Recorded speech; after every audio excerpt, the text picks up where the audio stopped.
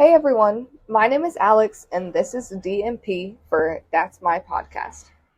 I know there's plenty of podcasts out there, but if you're looking to have a laugh about some of my fails, hear some hot takes, and listen to some random thoughts and about the life of a 20-something-year-old where I'm just trying to enjoy it, then you came to the right place. And hopefully if you weren't looking for something like that, you'll still stay because I'm sure at some point I'm going to go off on some random tangent that will interest you. I'm going to be releasing a new episode every other Sunday, and if you ever want to hear something specific, feel free to DM me on Instagram at That's My Podcast or tweet me at That's My Podcast. But today, I'm going to be getting straight into it. Let's talk about jobs. I know this topic seems really boring, but it just passed my 1 year anniversary at my job, and I thought it would be cool to kind of talk about how my life changed since I got it and honestly what led me to the path that I'm on now. Just to give a little background, I grew up in a small town and also very religious, which both of those things we can kind of get on at another episode because it's a lot. But money and careers were not really pushed.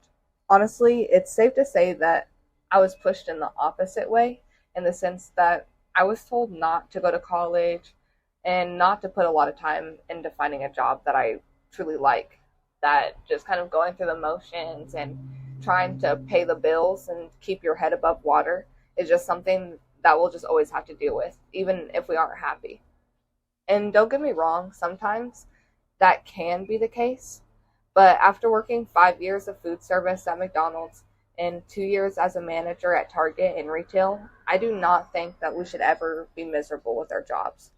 If it is strongly affecting your mental or physical health, where you have no energy or even just the will to do something after or before work, then it's just not it. I remember being at Target and let's say I would work like 12 to 9. I used to like not wake up until like 11:30. I would literally rush to get ready. And first of all, I was literally late every single shift almost for a long time. I don't know how I got away with it, but I did. But I would get ready, wake up, get ready, go to work. At the end of my shift, like 9, let's say I'd maybe walk around and talk to people until like 9:30 because like I was friends with a lot of people at work. But even if anybody like invited me to do something afterwards, for like the longest time, I didn't even say yes or even go do anything. I would just go home and then go back to sleep. And then I would just do that and it would just be a cycle. I would just be going through the motions where literally all that I did in life was work. And I think that's one way that we can kind of get stuck and stay at the job that we're at. It's just like if you get in a cycle, you kind of feel like you're in a hole. And sometimes it's kind of like hard to describe or realize that you're in it, but you just have to you just have to try to be self-aware and realize like, I don't know, my wake up call was just realizing that I truly wasn't happy. And I was trying to think like, oh, what if I like lost my job at Target? It's like, what would I have? And because I wasn't working on myself or my mental health, I wasn't working on a lot of the friendships that I had there for a long time. I literally would have had nothing. And it's like, I don't want to just have my job to show. But there's a lot of other reasons of why you might get stuck. One might just be because you feel like this one job is better than the last job that you had. Or maybe the pay is good. You're able to pay your bills and maybe you struggled in the past. And so you just don't even feel the need to try to change it up. Or maybe you're just nervous to change up in general. You don't want to take that chance because you don't really know what's going to happen. But let me be the one to tell you that if someone else hasn't already, that those are not good enough reasons to sacrifice your health or your time just to stay stagnant at a place that you're not happy with. There's always going to be something better. And it might not be the next job that you get or the next thing that you try. But if you do really want it, then you're going to find it because you're not going to stop until you do. Money really comes and goes, and you'd be surprised at how much you can get with just being confident and staying true to yourself and even negotiating. This kind of comes into play more with like salary jobs. any type of like freelance, things like that. But I didn't really learn about negotiating until I was getting the job that I'm in now. And I remember like they always ask you in like those positions, like, oh, like they let you start it out almost. They're like, okay, how much were you expecting for this job or like to have for this position? And honestly, whenever I got the job that I'm in now, I had no idea what to say. I talked to my brother about it, and he was just like, just look up the average salary and then just ask for the average, or like maybe even the high end of average. And I remember on the call, that's what I did when I got my offer. And they're like, oh, we were thinking this number. And it was even higher than I even asked. So it's just like wild to think about, what if I maybe would have even asked for more? Like people do it all the time and they end up getting it. So, don't be nervous to not sell yourself short. Like if you know your worth, like express it and tell them that, and they're going to see that. And if they do really want you, which like if they're already offering you the position, then just go for it. See what happens. And you know what? When you try something new too, you just never know what might happen, not just money wise. You might end up making more money than you ever thought, but on the other side of that too, you might meet more people than you ever thought. People in different cultures, people doing different things. You might learn a whole nother skill that you never thought you want. You might even meet the love of your life. You just never know. And nowadays, there are more options than ever to make money and to make a difference. No matter what your passions are, you can pretty much find something or create something that's going to make you happy. I mean, the different influencer positions that we have available to us these days, I know it seems like maybe like impossible that you couldn't do it, but there's so many out there. I mean, people are literally selling anything, and people are just posting pictures. Maybe they're posting reels, like, shoot, the TikTokers that have become famous at like literally age like 15 just because they're doing some dances. Like if they can do it, then you can do it. Really, I know you look at somebody and you might think like, oh, that can never be me. But honestly, like even if we don't realize it or we don't think of them in that way, like everybody that we see on our social media, they're literally just like us. Like, there might be some people that were born into maybe more wealthy families or where the options are more readily available for them. But in the end, everybody that has gotten to the position that they're in, even if it is high up, they're literally just a human, just like you. So honestly, no matter what you want to do, as long as you're going to be passionate and stick with it, you can do it. And something that talked about that was in the book that I read. It's called Think Like a Monk by Jay Shetty. If you haven't heard of it, you should definitely look at it, maybe get it on Audible, something like that. But something that he talks about in it is your dharma. He describes your dharma as using your natural inclinations, or maybe like your passions, what you thrive at, and using that to serve others. So pretty much figuring out what you like to do and what you're truly passionate about, what you want to do for like ever, and figuring out a way to make that into a career and in a way that will help others. And something else that he said that really stuck with me is that your dharma will support you if you support your dharma. So it's not always going to be where it's a straight path, and you might have to protect your dharma in the sense of like people might say something rude, or people might not support you always for doing what you truly want to do, because you're going to be doing something different. And anytime you do something different, you don't really know the reaction that you might get. But honestly, it just talked about how if you're willing to support your dharma, then no matter what, it's going to support you back, and you're going to be able to be getting something from it. And that kind of goes along into my next point, that the world has taught us all of our lives that you really have to fit into this certain box or follow a certain timeline. And that's just not true. It's never too late, and you don't have to follow what everyone else does to be successful. I mean, truly think about, like, what does success look to you? And when you're picturing it, what aspects do you even want from that picture? Something that someone very important to me taught me when I started getting to know him was nothing is actually impossible. Like, here I was with once of modeling, inspiring others, doing different troubleshooting, creating, styling, dancing, but I was working 11 to 8, like every day, 6 days a week, because I dropped out of my college and this job gave me good enough money. Honestly, at this point, I really did just feel lost, and I was living with my parents. I don't know, I had lost a lot of different things in my life, and I didn't really know what path to go on, because the initial path that I thought I was going to be on in life, it didn't work out for me. And that was more for religious reasons, but I just found myself in a place that I never thought I was going to be in. And so what I did personally was I reached out to my oldest brother, who's in tech, and I asked him for advice. He gave me info on a coding boot camp called the 1150 Academy. And that day, I looked it up online. I scheduled like a meeting, like a little webinar with them.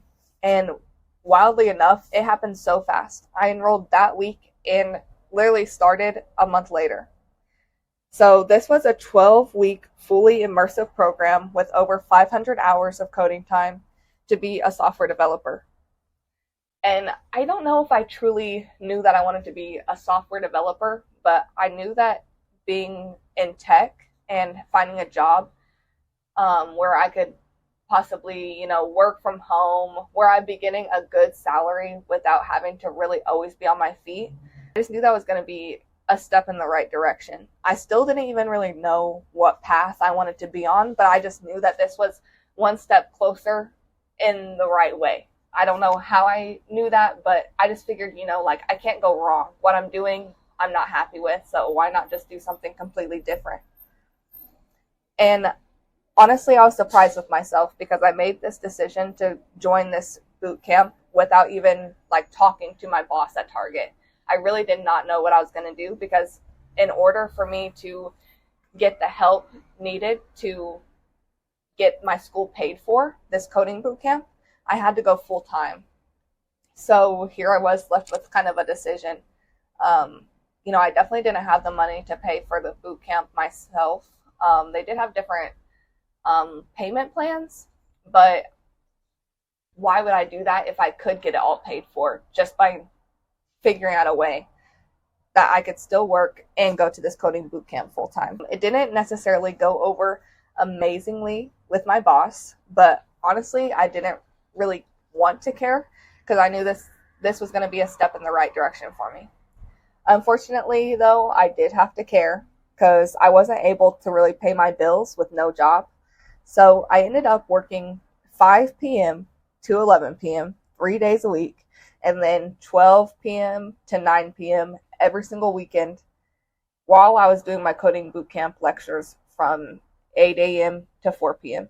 And that's why I say sometimes to get what you want, you have to do things that you don't love, but you have to look at them as stepping stones. This schedule wasn't permanent for me, and that's literally the only thing that kept me going, because I would truly be lying if I said that doing that schedule was easy. I literally pulled all-nighters to get my work done, and I said no to my friends for the first time in forever to actually do stuff with them. This was whenever I started actually finding kind of the group that I was hanging out with, and they were doing a bunch of fun things. This was the same time that I was turning 21, and here I was sitting at home doing pre-work for my coding boot camp when they're literally come out to the bars, this is going to be your first time ever. And I remember the first time that I ended up going to the bar with them, I literally was trying to get something done with my pre-work so I didn't have to stress about it. And literally, they kept on texting me, and I ended up not going out until midnight to go hang out with them. And the bar literally closed to 1:30 or 2. So by the time I got there, I only had an hour left with them. But it was nice that they still stayed and celebrated with me. But what I'm trying to get to is just that you might end up doing things that you don't want to do, and you have to be self-disciplined. This isn't going to be the road where, I guess, think of it as I don't know if it's called this wherever you are at, but there's this amusement park close to where I'm from called Holiday World, and they have this thing there called the Lazy River. And literally, you just grab a tube and you just sit on the tube and you just go on the Lazy River. The current literally just takes you wherever you want, and you just chill there on your tube. You get a tan, it's super relaxing, other than when the kids are jumping in your face. But if you choose to follow your passion, it's not going to be like that. It's not going to be super easy. You aren't just going to be able to go through the motions and be going in the direction that you want to be going in. But that's okay, and eventually once you figure out that routine that works for you, where you're able to start investing into yourself, then you pretty much have it. Like, it's a lot easier from there. But it's just that initial going against the grain. But going back to after my coding boot camp, so I made it through, I passed, but now this was honestly the hard part, going through that applying and interview process to actually get a job. So they had career services, or they had people called career services work with you. So pretty much you would meet with them every week. Now, they wouldn't just find a job for you. You really had to do everything that you normally would. Like, they helped me set up my LinkedIn. They helped me revise my resume once I made that. They told me about cover letters, how to email them, different companies as thank yous and different stuff like that, just to make you stand out. So they gave a lot of tips, but you had to meet with them every week, and then they would send you different jobs that they found, and you would also talk to them about different jobs that you applied for. Now, I don't want to spend the rest of this episode talking about the interview process. So if that's something that you all want to hear about, then I will definitely talk more about it. But long story short, I believe it was 3 months of applying and interviewing, and tech jobs, your interviews are you have 3 or 4 interviews before you actually get the position. And at this point, I was working at Target still, and I had to go back to my old schedule to stay a team lead. That's the whole reason why I ended up working that much. I didn't necessarily need to work that many hours while I was doing my coding boot camp, but I had to keep the position I was in and to stay at the Target that I was working at. And otherwise, since I was a team lead, if I would go to a team member, then I would have had to transfer targets. And I honestly just didn't want that. And so once I did finish my coding boot camp, I literally had to go immediately back into the schedule that I was working beforehand, because they're only able to really work with me for, a certain amount of time. And 3 months was pretty generous for them.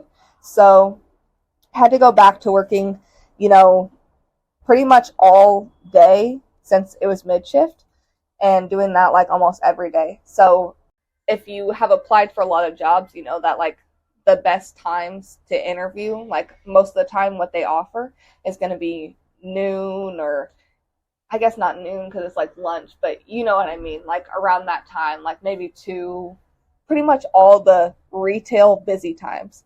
So I remember I would wait to take my, we got 15-minute breaks, and then your lunch, and then you got a second 15-minute break. And I remember I would wait to take my 15 or wait to take my lunch until I would have an interview scheduled. And much, it was just a lot of juggling my time and really just grinding. It just was not easy even once I got past the coding boot camp, because I still had to make sure that, just because I had a day off did not mean I had a day off. I was still going to coffee shops, and I wasn't just sitting. I was literally still applying for jobs, having my meetings with career services, going through my interviews. Now it has literally all paid off, because after 3 interviews with the company that I'm at now, I'm able to make 6 figures at a company that lets me have a flexible schedule. I work with a wonderful team, and the job is honestly right up my alley. Now, is it my dream job? I can't really say that, but it has truly changed my life. I get to work from home with the freedom to get my work done and more, and still have plenty of time to then work on stuff for myself. And that's kind of what I talked about earlier. Being able to really invest in yourself, build your brand, and do things to set yourself up where eventually you won't even have to work at all, really. That's kind of where I'm at now. Um, so, what I really want to do is, be able to inspire others. I want to do modeling. I obviously want to do this podcast.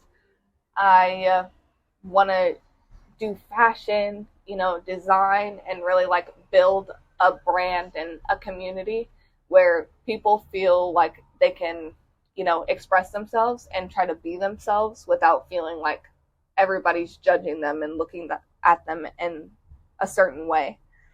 I want people to be able to kind of like look back at my experiences and see what might work for them and what may not work for them without them even having to waste their time. I just want people to know that like life can be enjoyable and it can be great and it can be amazing and it can be worth it, but you're in control of that. Life is going to be what you make it, truly, no matter what you get dealt with.